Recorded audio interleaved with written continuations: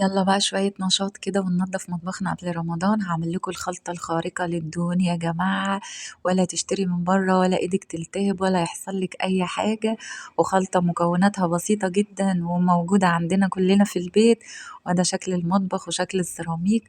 نقول بسم الله الرحمن الرحيم. ازيكم حبايبي يا غاليين؟ عاملين ايه؟ يا رب تكونوا بخير.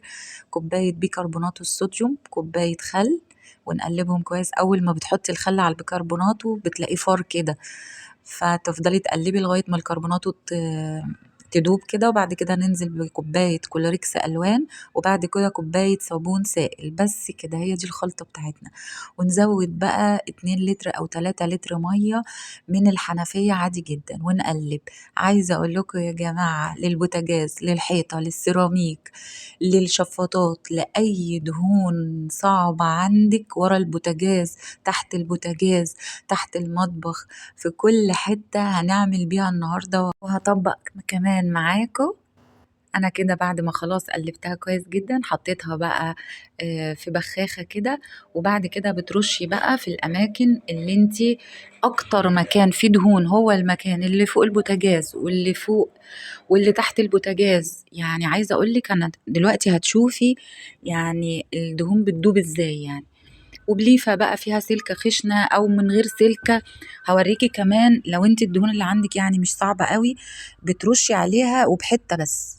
وطبعا الشباك بتاع المطبخ ده بيكون مليان دهون. عايزه اقول لكم يا جماعه والله العظيم، انا عشان الحته اللي تحت، الحته اللي فوق البوتاجاز مباشره دي بعملها باستمرار. لكن انا هوريكم الحته الصعبه جدا اللي بتبقى فوق، وهوريكم ازاي بقت فله. والله العظيم يا جماعة خلطة جميلة جدا، كنت عاملاها من 6 سنين على اليوتيوب وجابت 1,000,000 مشاهدة. بصوا يا جماعة، طبعا الحتة دي، بصوا، أصعب حتة. بصوا الدهون بتنزل ازاي. أول ما بتبخي عليها كده بتلاقي كله ساح كده ونزل. كل الدهون ساحت واتفرتكت ونزلت. بصوا السيراميك بدأ يبان اهو. بحتة بصي تمسحي فورا، ولا دهون ولا اي حاجة. بس انا عشان ما كنتش مالكة، ما كانش عندي سلم، فكنت واقفة على كرسي وكنت خايفة اقع جدا يعني. بس وتدعكي بقى لو في حاجات صعبة بتدعكيها عادي جدا بالليفة وبتطلع معاكي، وبالسيراميك بيكون فلة، فلة القلة. يلا قومي اتنشطي واعمليها.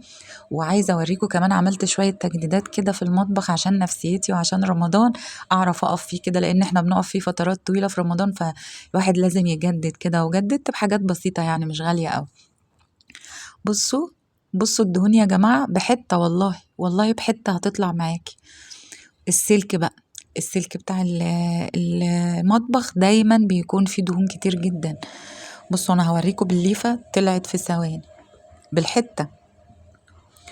السلك بتعمليه بالحتة عادي. بصوا الدهون كلها بتطلع في ثواني بحتة كده مبلولة، وتقعدي كل شوية تشطفيها. وعايزة اقولك بتشطفي الحتة ما تبقاش مجلمطة ابدا، لان انت عاملة خلطة خطيرة.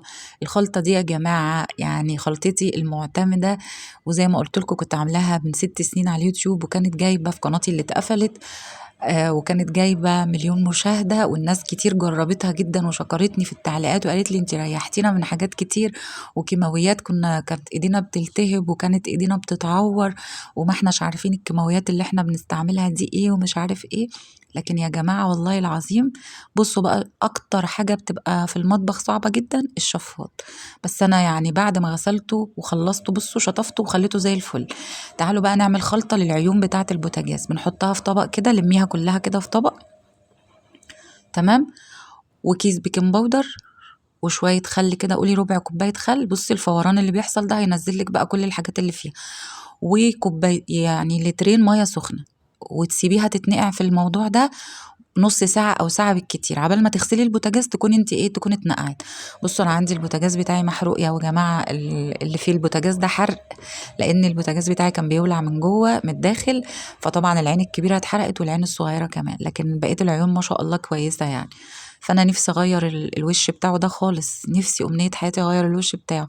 وطبعا لما كنت بحط كمان يا بنات، طبعا هنغسله بقى بالخلطة بتاعتنا. بصوا البوتاجاز، وبعد كده بتنشفيه بفوطة ناشفة. بصوا البوتاجاز، انا زعلانة جدا على الحتتين اللي محروقين دول في البوتاجاز بصراحة.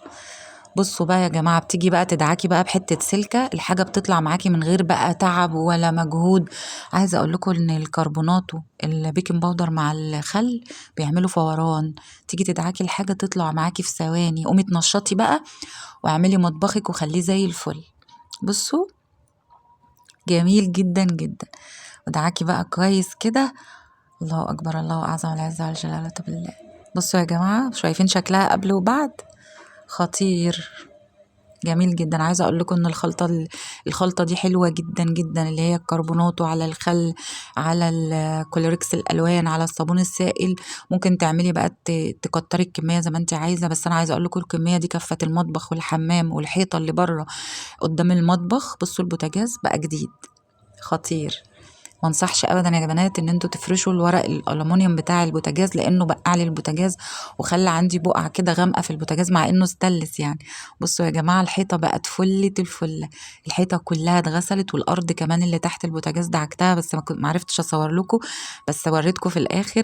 وكمان الاستلس بتاع الحوض بيدعك بالخلطه بتاعتنا، خطيره خطيره خطيره. بصوا يا جماعه، الارض رجعت والفواصل بيضه جدا وكل حاجه رجعت زي ما كانت. يا رب الفيديو يكون عجبكم. لو وصلتي لحد هنا في الفيديو، ما تنسيش بقى تقدري تعبي وتدعميني بلايك وتشيروا الفيديو لاصحابكم حبايبكم. هلزق معاكم بقى. جبت الستاره دي من العتبه ب85 جنيه، لزقتها بالشمع. طبعا غسلت الاول المكان اللي انا هلزق فيه، وبرضو عملت كده في الستاره، يعني عملت الستاره برضو بتاعه المطبخ لزقتها برضو بالشمع. شايفين يا جماعة السيراميك بقى بيبرق، المطبخ بقى مش مطبخي. انا عملت حاجات بسيطة كده، وجبت سجادة بقى وفرشتها عشان نفسيتي. وجربوا الخلطة دي يا جماعة. لو وصلتي لحد هنا في الفيديو، ما تنسيش تدعميني بلايك وتشيروا الفيديو لأصحابكم حبايبي.